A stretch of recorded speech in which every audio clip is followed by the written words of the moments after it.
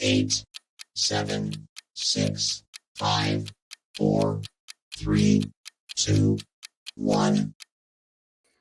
Hello. Welcome. It's EM Publishing's monthly live stream, and we're going to talk about the Voidrunner's Codex today. Yes, we are. My name's Jessica. Hi, I'm the business manager of EM Publishing, so I do all the non-exciting things to make tabletop RPGs. And also here we have... I'm also Jessica, and I am also the business manager of EM Publishing. Now, did I do that wrong? Yes, you did. Yes, sorry. I'll give you another try. You got this. All right, a second attempt. Okay. I am Russ, aka Morrus, aka Russ, and I also work at EM Publishing, and we're going to be talking all about the Voidrunner's Codex today. We absolutely are. It is. It is live on Kickstarter currently, and I've just put a little link in the chat. If you're watching, and there's the little banner there, but I put the link in the chat for where you're watching, so it'll be easy to just click on that. Or if you're on Twitter watching, there's a link on top of our banner page. So you can find it that way. We are both mostly recovered from our horrendous con crud we got from the UK Games Expo. If I pause to have a coughing fit occasionally, please forgive me. It was bad, wasn't it?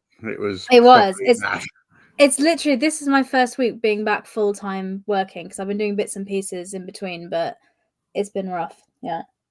Yeah, I was basically incapacitated for 2 weeks, I think. Yeah, pretty much. But anyway, whilst being incapacitated, we have done a lot of stuff because we've been working throughout, because that's what it's like when you run a small tabletop company. So I'm going to start. We'll obviously talk about the Voidrunner's Codex, as we said. If you have any questions, pop them in the chat. But first, just so while we wait for people to join, I'll just do a shipping and fulfillment update for what we're doing for all our lovely backers that have backed various stuff and things, what we do. So first we have the Level Up Advanced 5th edition box set. So those who are backers will have seen the update I did the other week. So the box sets are at port in the UK and the US. They are there. They are on the soil of the countries they're meant to be in. And we are just waiting for customs to let us have them. Yeah, and that battered image is deliberately like that. That's the actual design. It's not actually a battered box that you're seeing there.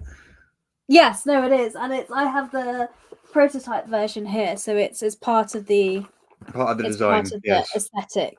See, it's like the banner. It's not just we'll send you a scuffed one. Yeah, that would be bad. It would be bad because everyone's scuffed boxes. Yeah.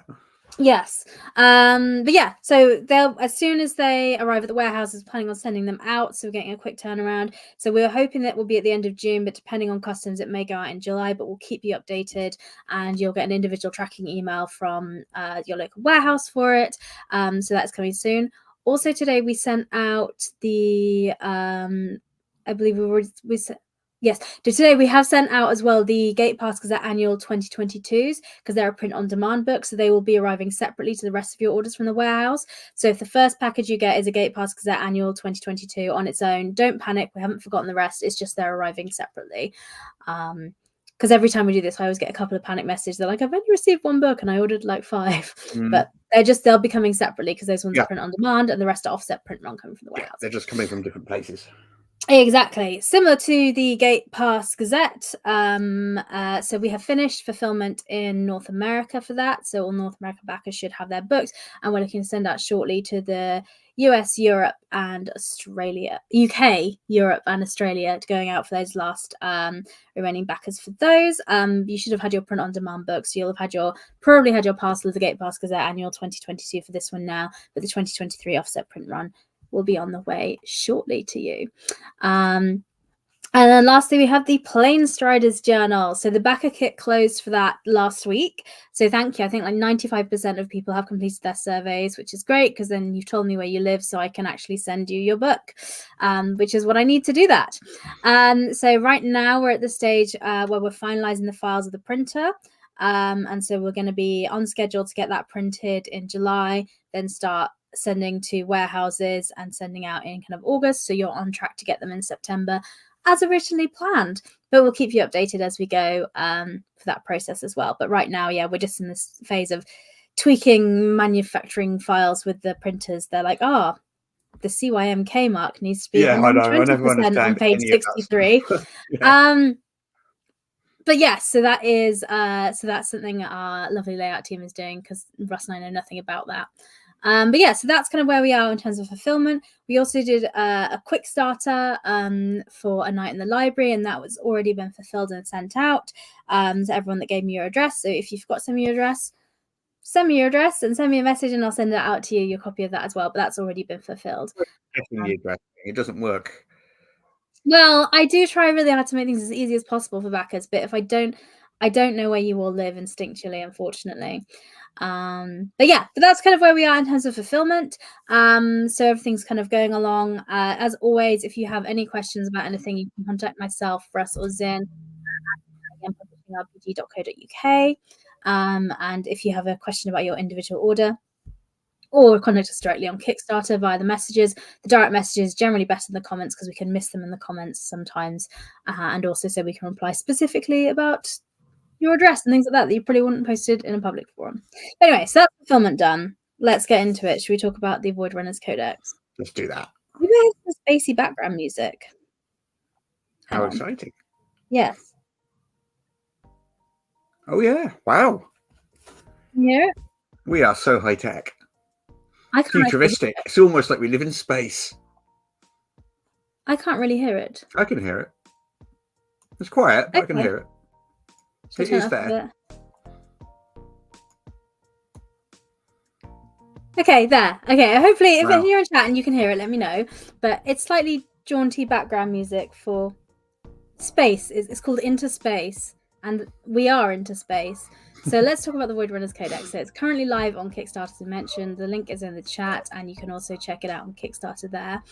But Russ, yes, I feel like this is kind of your baby because you're a big sci-fi fan. I do like my sci-fi. You do. It's true.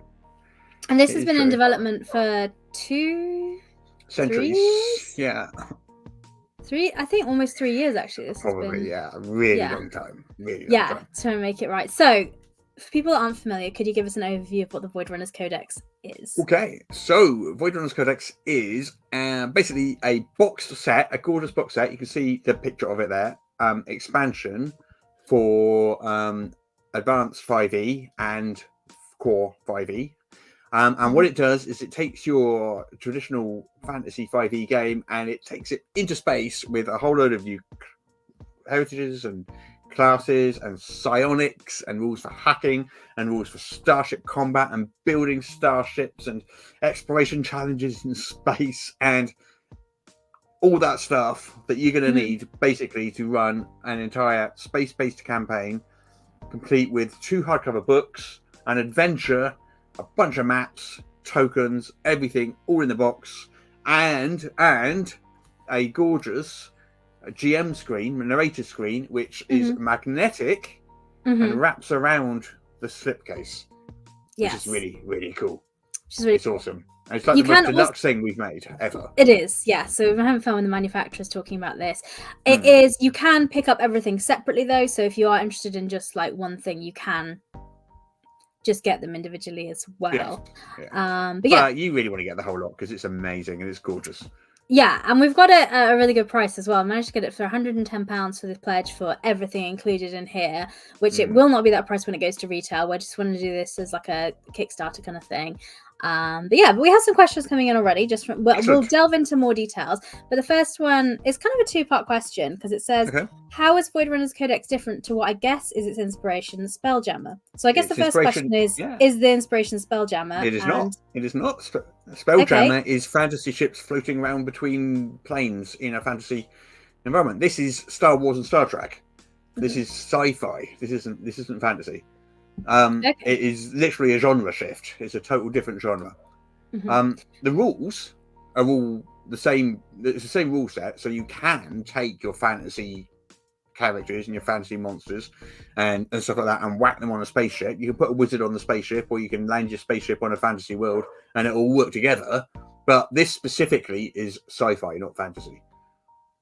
Wow. So that's hopefully answered that question. So Spelljammer wasn't the inspiration. What were the sort of inspirations for Star this? Trek, Star Wars, all the sci-fi that I grew up loving. That's what the Voidrunner's Codex is about. And I dare I say aliens as well. There's a bit of aliens in there too. Yeah, there's a nice bit of sprinkling. There's a Yeah. nice monster in there that looks very inspired by a little The face Zenith, hugger, yes. the Zenith. The Zenith Strangler, the Zenith Hunter, and the Zenith Queen are not at all inspired by any Ridley Scott movie whatsoever. Exactly. And yes, so and we have someone saying they're excited for the Voidrunner's Codex because they recently started a sci-fi campaign, so that's great. The PDF versions will be coming out the day the Kickstarter ends, which Yeah, like is the 2 weeks 4th of away, yeah. July, which I understand Americans may be busy on that day doing other things. We'll be busy on that day doing other things as well. Fulfilling Kickstarters. We'll be voting for things. Oh yes, and in It's a the big UK, old day. it's an It's a election. big old day. Yeah. So, oh yeah, I forgot that. Yeah, got to do that. But yeah, also you will get your early access PDFs.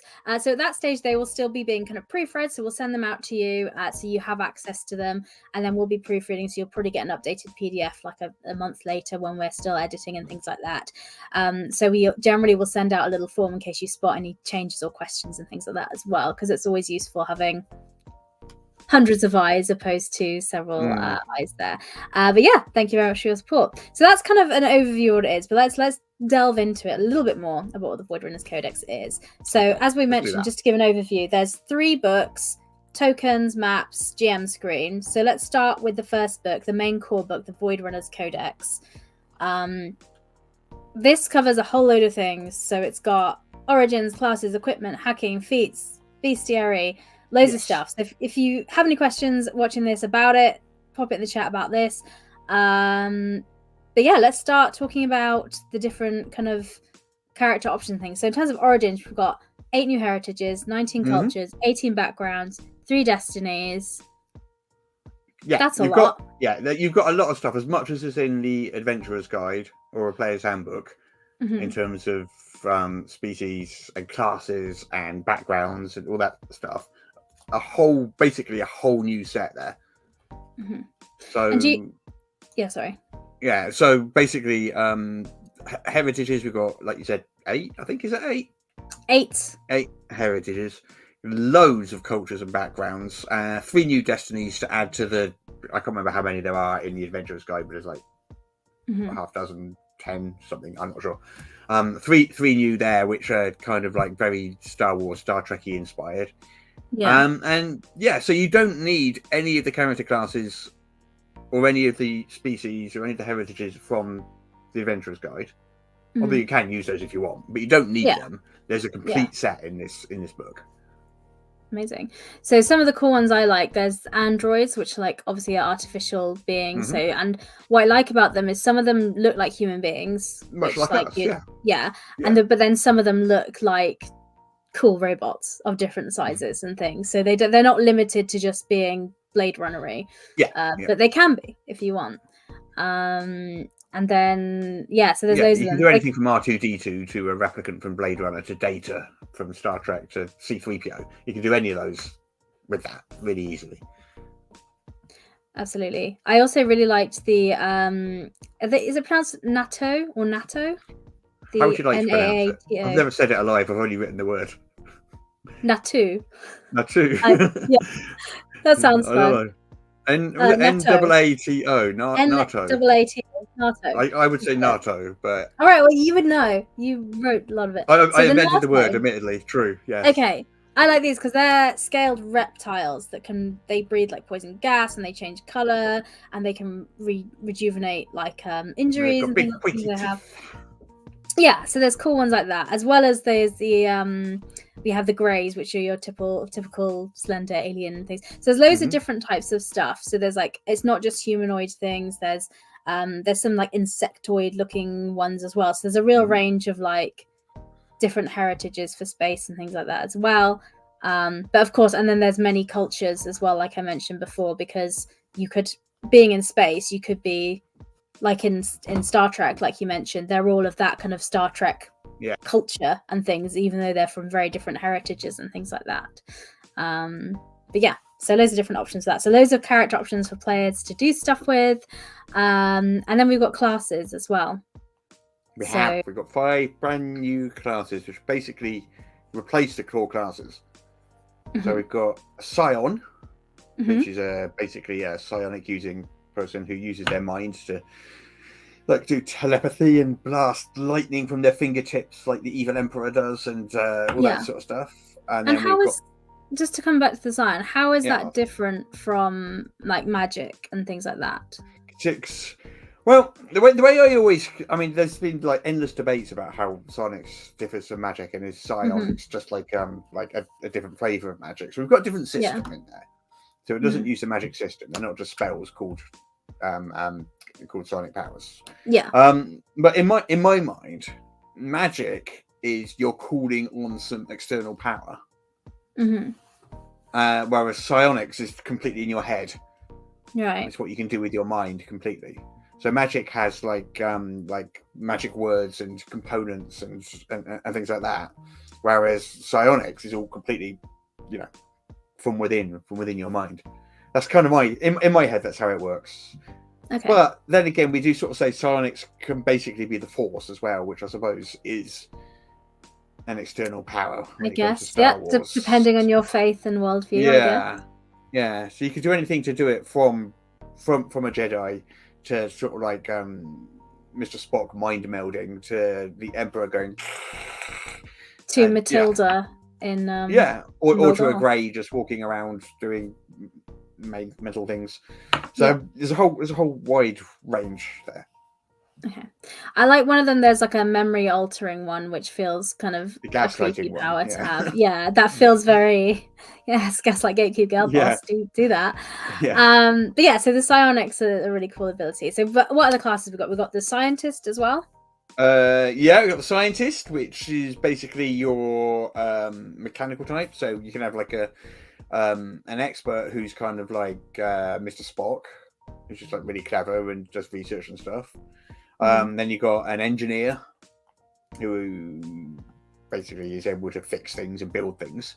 You've got a medic, this type of scientist. That's your doctor. That's your healing character. What else you got? You got an inventor, which can do sort of wacky, sort of like pseudo-scientific things. Sort of like all the other scientists kind of think you're a bit weird, but you're actually not. You're actually like Doc Brown, and you actually have stumbled onto something. I mean, you could be weird, but also you could be weird as well. Yeah.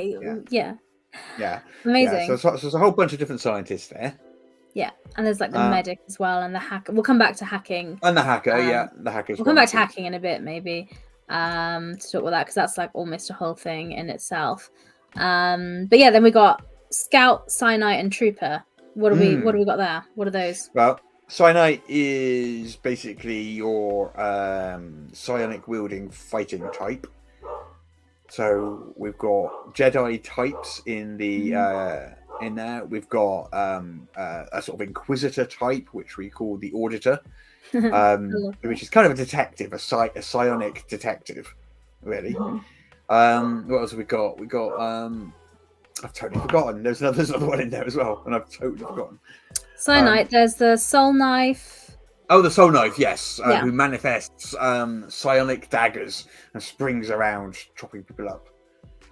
Lovely. Well, what a lovely skill to have. Yeah. And Scouts and Troopers we have as well. They feel a little bit more kind of familiar. Like, I feel like I kind of know a bit more what they are. Yeah. I mean, Scouts are like a very, very broad class.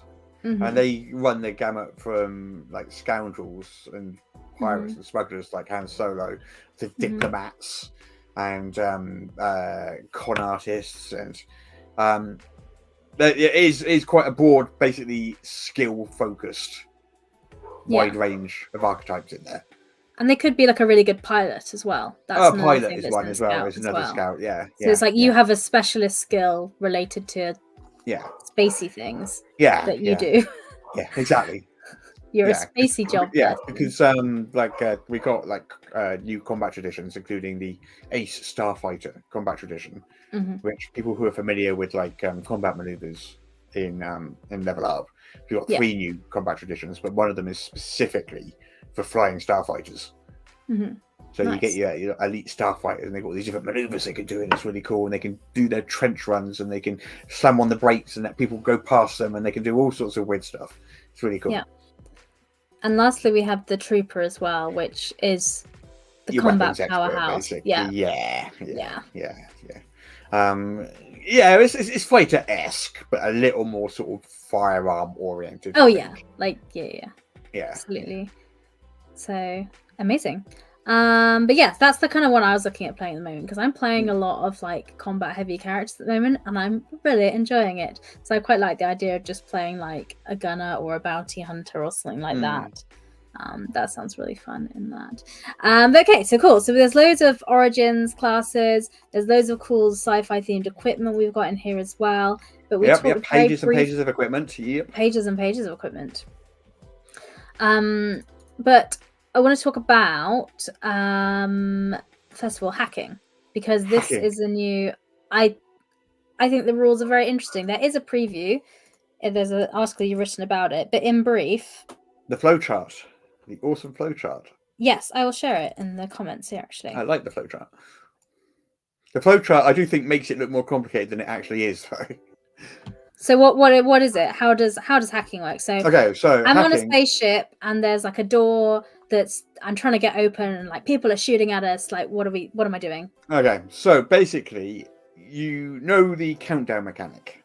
You've got a handful of d6s. You roll the d6s. Any sixes that come up, you remove, and each round you roll it again. And when you've run out of d6s, then that's when the countdown ends.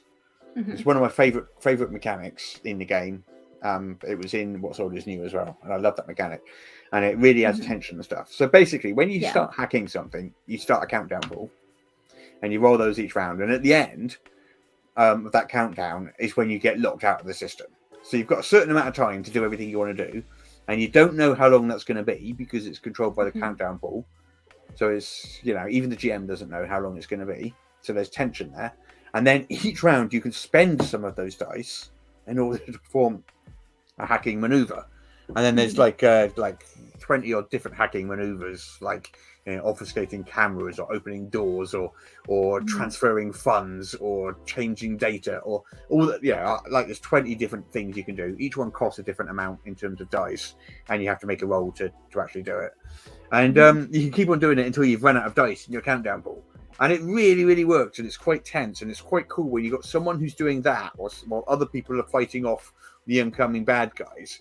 So you've got this sense of this ticking countdown while this guy's trying to open the door while someone else is doing this. And it really feels cinematic, and it really, really works. It's really clever. Nice. So it's part of the kind of initiative. So we're not all just sat there watching the hacker doing their thing. We're all. I mean, you can if you want. If watching a hacker doing the thing is your jam, then by all means do so, but you don't have to just sit there and watch a hacker do their thing if you don't want to. You can do other things. Yeah, so it's designed to be an initiative, so people are going around, and that's something that's happening. Is part of what's going on. Amazing. In terms of one thing that a lot of people really like about Level Up, with like traps and exploration challenges, is that there's not just one party that goes and does the thing, and everyone else is sat there, not doing anything. Like in the hacker example, we've had a question.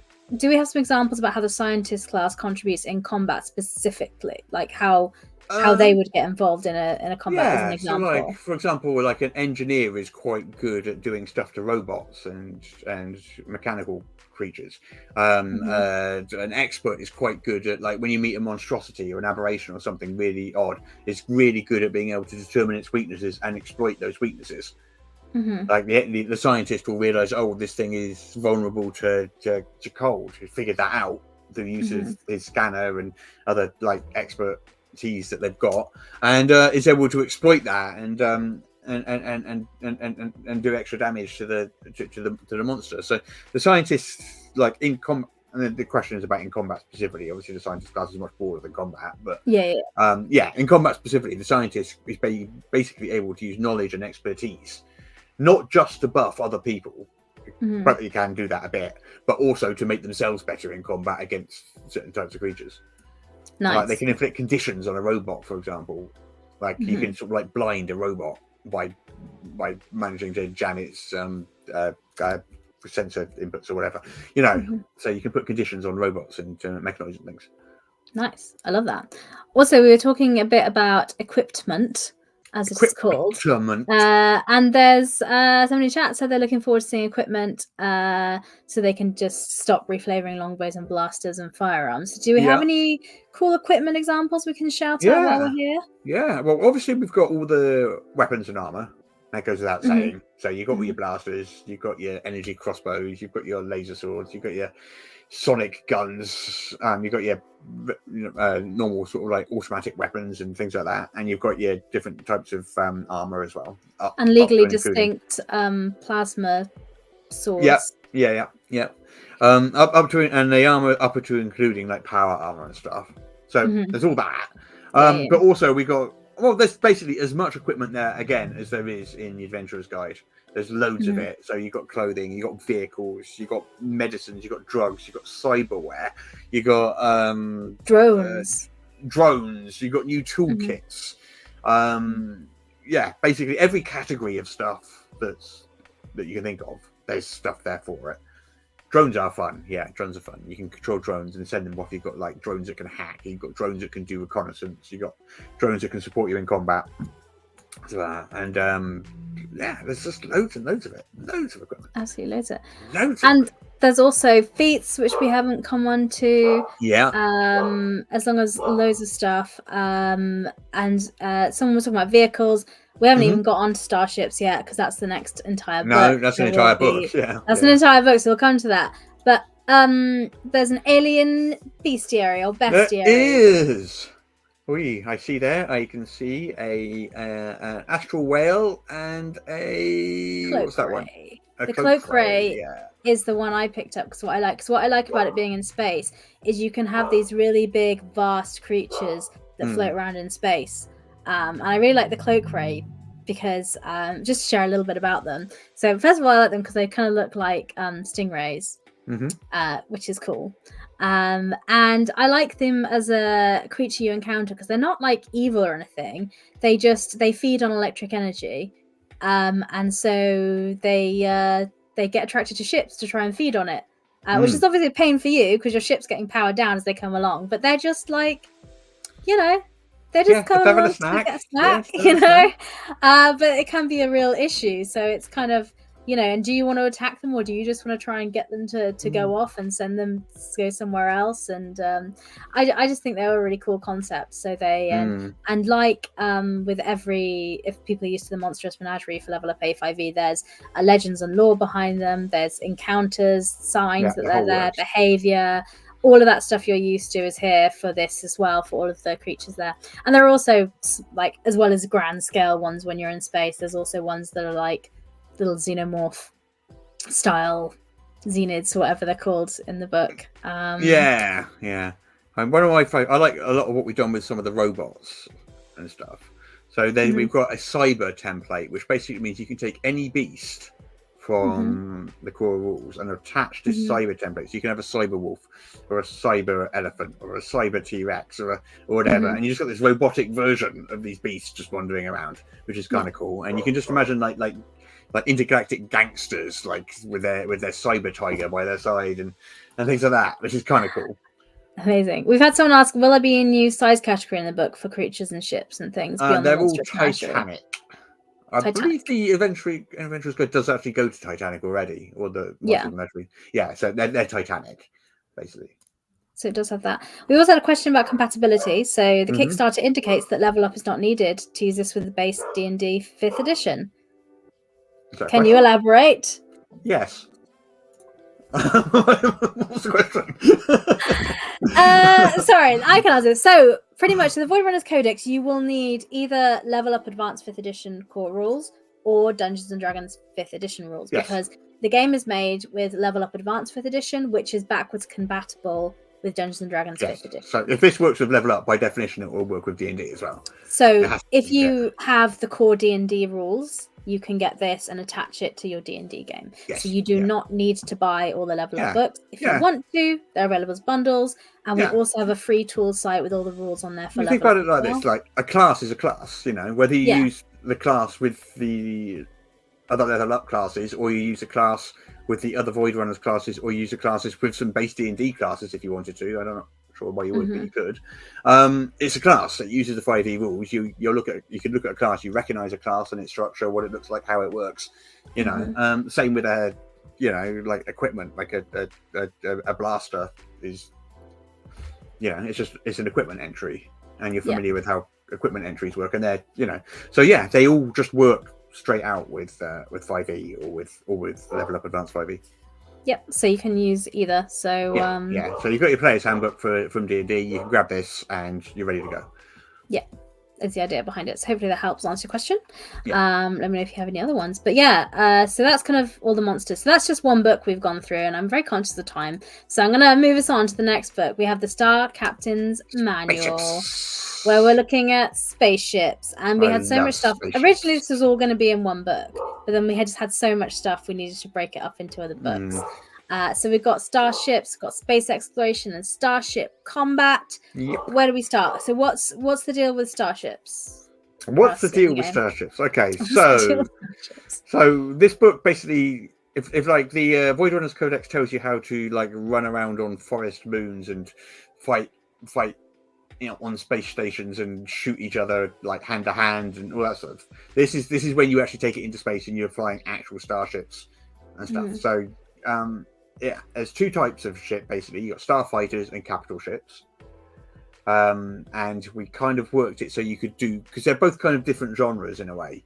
They both play very differently. If you think like Star Trek is a lot more sort of big sort of naval affairs, like a lot more slow moving capital ships sort of thing. Whereas Star Wars is kind of more about like fighters diving into trenches and dogfighting and stuff. So we wanted to be able to do both of those things, and they're both different flavors of starship combat. So that was one of our challenges, to do that.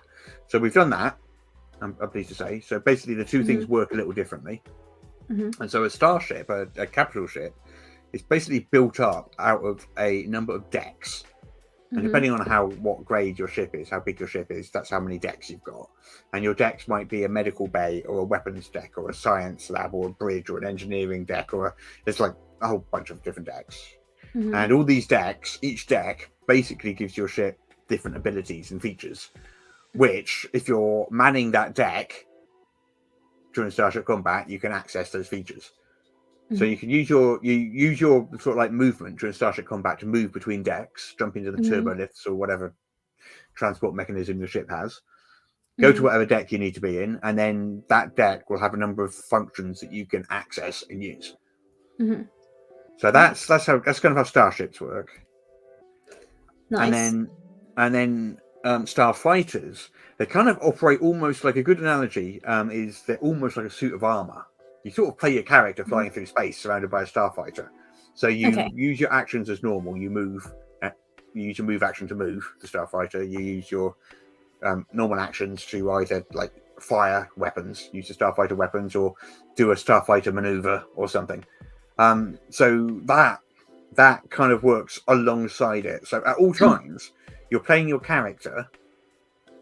You're not playing a ship at any point in time. It's not like someone's playing the ship and everyone's watching. Again, we want to avoid that. So everybody's playing their character. Everyone's doing different things. There's like 20 or 30 different things you can do in a starship. There's never going to be a point in time where you've got nothing to do and you're just watching someone else pilot the ship and shoot. It's a whole party-based experience. Nice. You kind of answered a question that I was going to ask you in a minute, so I put it on the screen. So someone was asking, can you walk us through an example of an exploration challenge a starship might encounter in space and how different characters would contribute and interact with it? But I imagine it's very similar to how you like describe a black combat. hole. Right? Black hole was an exploration challenge, maybe.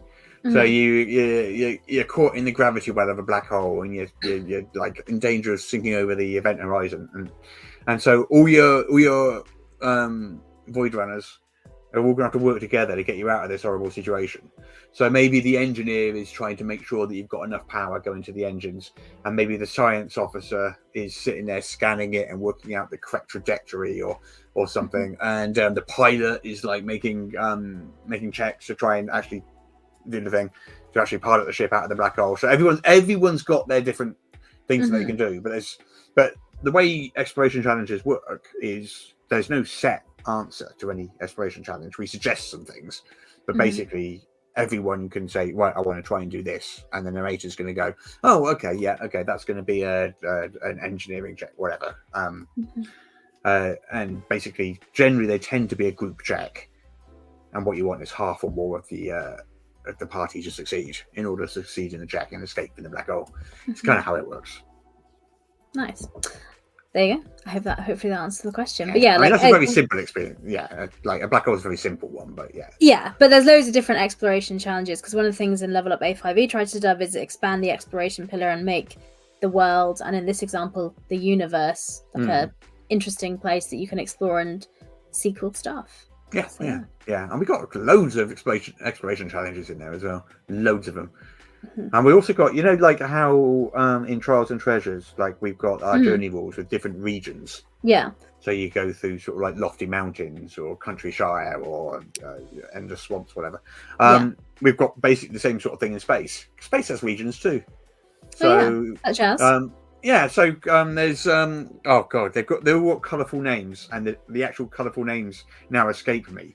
So there's things like there's like areas in Star Trek which are all full of like these fiery funnel clouds and stuff. So we've got that would be a region, or somewhere that's like a massive loads of asteroids is another region.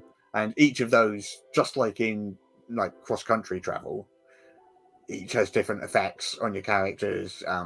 Journey activities are affected differently. They have like encounter tables relevant to those particular regions. So all of that kind of ties in the exact same way that it does in a sort of like general cross country journey in the fantasy rules. Nice. It works really, really well. Nice, we love that. Do we have any more to say on the Star Captain's manual? I can't see any more questions coming in at the moment. We got a starship builder as well in there. Oh yes, build starships. Yeah.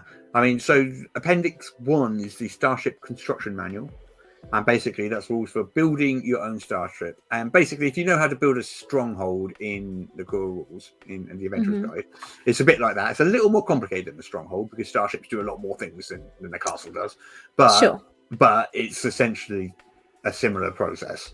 And also, we're hoping to provide a online tool, Starship Builder tool, if we hit a certain stretch goal, which I think we probably will.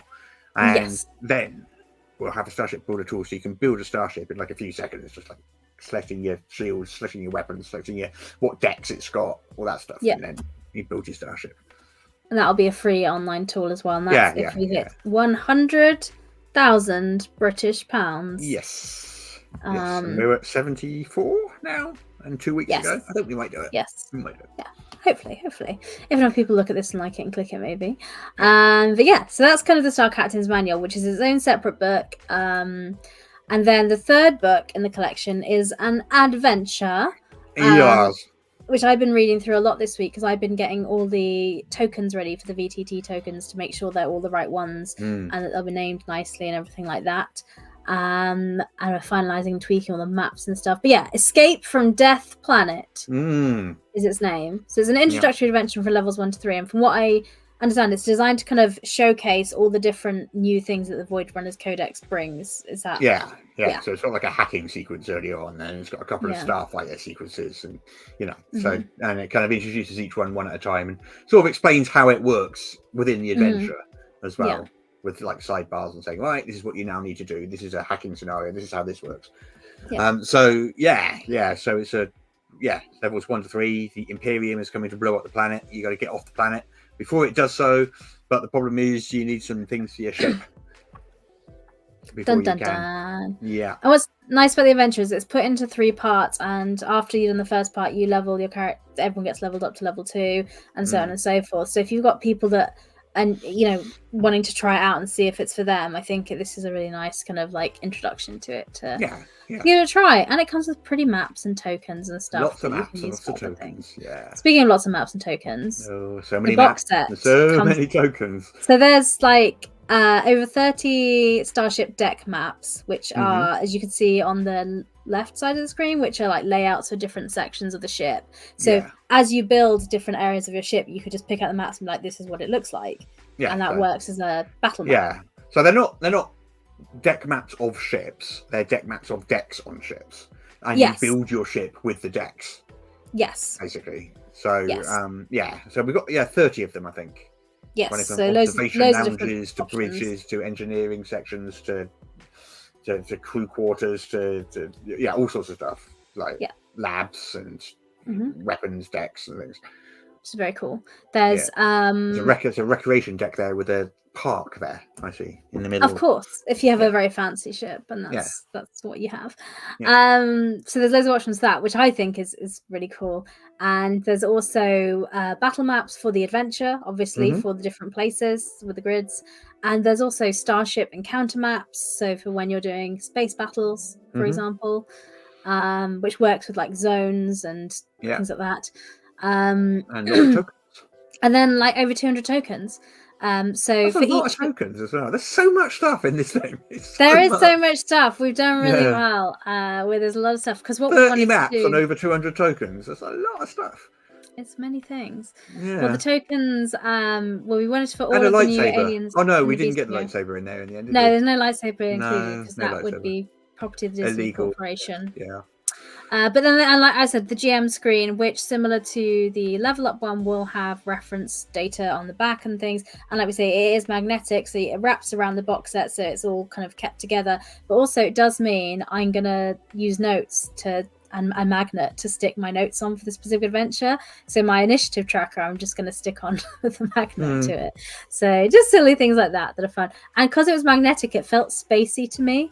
Like when I was speaking to the manufacturer about it, and I know magnets aren't really high tech. Yeah, we should have told people it was magnets. We should have said they were held there by the force. Yeah, or something. Yeah. No, legally distinct. But yeah, so and this all comes included in £110, all 3 books, maps, tokens, box set, everything in that for that price. And you get the digital versions of all of them. So you get all the PDFs and you get the VTT maps and tokens as well for all of these things included in that.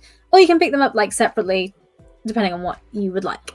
But yeah, so that's kind of that. It's now live on Kickstarter. If 2 any weeks of to go. this, Yeah. any of this sounded interesting to you, would love it if you could check it out. We are doing a pledge manner on BackerKit afterwards, so if you're vaguely interested, you could always pledge for £1 and then see if you want to upgrade later. Or you could just do a pledge now and then get us closer to that stretch goal of that free online. It really is like the starship most builder. ambitious thing we've ever made, isn't it? Definitely. And Like, from in terms manufacturing, of the objects, yeah. And from a print perspective, because we did our 2 box sets, which was kind of like our stepping our toes in the water with this. So if you've got the What Soldiers New box set, you've seen the quality of the tokens and the maps, and that's the same standard we wanted for this. But yeah, and the more we get used to doing more complex manufacturing things with this, the better we're going to get in it. So it means fun to do as well, aren't they? They're just so fun. We go, oh, how about if we had a magnetic screen that wrapped around? Yeah. So we get fun ideas like that, and then we have to go in. Then I get to go away and cost it and see if it's possible to do every single. We've just like invented something that doesn't even exist. Yeah. Yes, but luckily we do things that exist.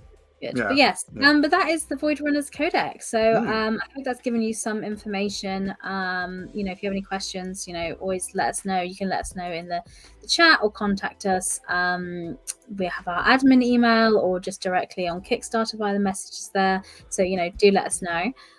It's live, as I said, 4th of July is when it ends, so another 2 weeks. So please do check it out. But as part of the update, we don't just tell you what's going on now. We're telling you what's going to happen in the future. We're doing more stuff. We're doing we're doing a lot. This year's a busy year because so we have some 5e quick starters that are coming out. So we recently did a night in the library, and as I mentioned, that's already been fulfilled because these quick starters, we run them for 2 weeks, instantly send you the PDF, and then 2 weeks later, when Kickstarter sends us the money for your pledge, we then send out the print books to you. So this is a really quick turnaround. So we have a few more of these planned. One of them, next ones, is high level adventures. So these are adventures from I think 10 to 16. So it's kind of higher level than usual ones. So you can take a look at those, and that'll be coming out later this year. But the big things. We have our first board game, Split the Horde, which is a card game, 3rd quarter of this year coming out. If you've been to the UK Games Expo or Aircon, you will have had a chance to play this. And very soon we're going to have a version, virtual tabletop version that you can play online to try out.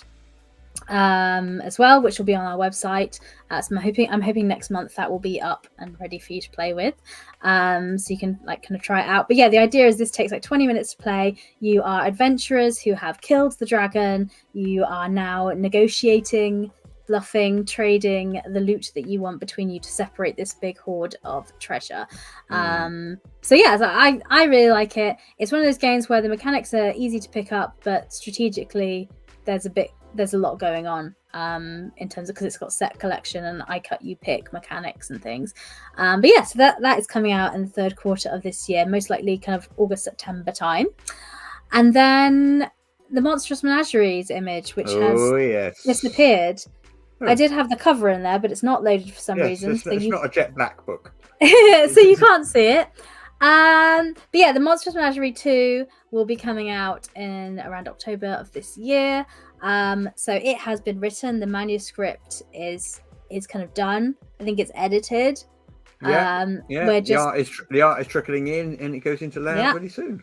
And then it's being handed over for layout currently. The art's coming in. There was a nice art picture on there for you to see, but it hasn't loaded, so sorry about that. But yes, but that's the things we've got coming on. We do have one more question come in about Voidrunner's Codex, which I'll go back to. So someone's asked about mechs. Is it correct that there are mechs involved in the Voidrunner's Codex? Yeah, so mechs are a type of capital ship, except they can use melee weapons in combat. So you can have ships that join together like that. Like TV show that I've totally forgotten its name now. That has Starfleet in it or something. I can't remember what it was, but anyway, the ships join together. Like one's the arms and one's the legs and stuff to make a bigger mech and things like that. So basically, change in ways, some sort of transformation. Sort of, combination. I don't know, but anyway, so mechs are kind of like capital ships that use melee weapons, basically, and you can have a mech with a giant sword just hacking away at like a Star Destroyer. Amazing, thank you for that. And then someone else asked, I don't know if this is linked to Voidrunner's Codex or just in general, but do we have any plans for another adventure to the scale of Save a Kingdom, or plans for adventure in Zeitgeist setting? So we don't have any like other big campaigns planned, because generally our kind of focus is we want to do what like core D&D isn't doing, and core D&D is doing adventures, and those adventures work with our game. So we want to do, if we're going to do something, we kind of like do something like the Voidrunner's Codex or something that the core D&D is not doing. So that's our general goal.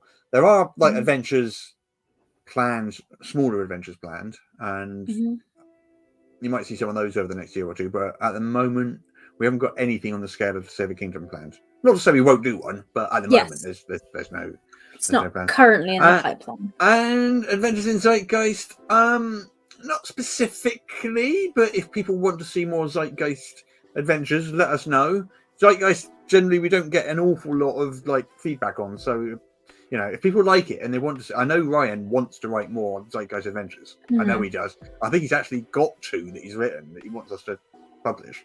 So, if people want to see those, we're open to publishing them, but we kind of need to see a bit of demand for them, I think.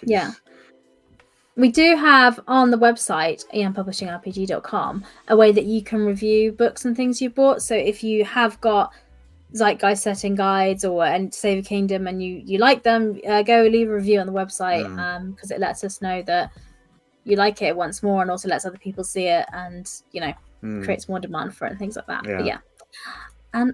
I think that is bringing us near to the top of the hour, so I think that might be the end of our time here. So we'll end our workday today. Are you going to go off and play? Are you going to go play Voidrunner's Codex now? I'm not. No, we're not playing tonight. But I do now have a brand new PlayStation 5. Oh, that's going to be the thing. Okay, fair enough. But I got it yesterday, and it's still downloading stuff. So it's like you buy it, and then you have to wait sort of like 3 weeks before you can use it. So I don't know if it's ready for use yet. Oh, there is a question that a keen-eyed person mentioned that I'll just say.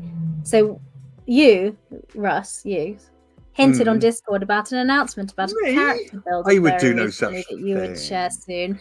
Is now soon. So, right. The situation is We're just waiting for a final signature on a bit of paper. Mhm. But basically, yes.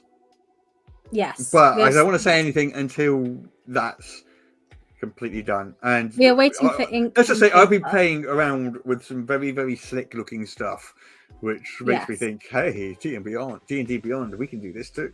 And Yes, but I can't I don't know. I don't want to commit to anything until literally the ink is on the paper, because yes, you never know.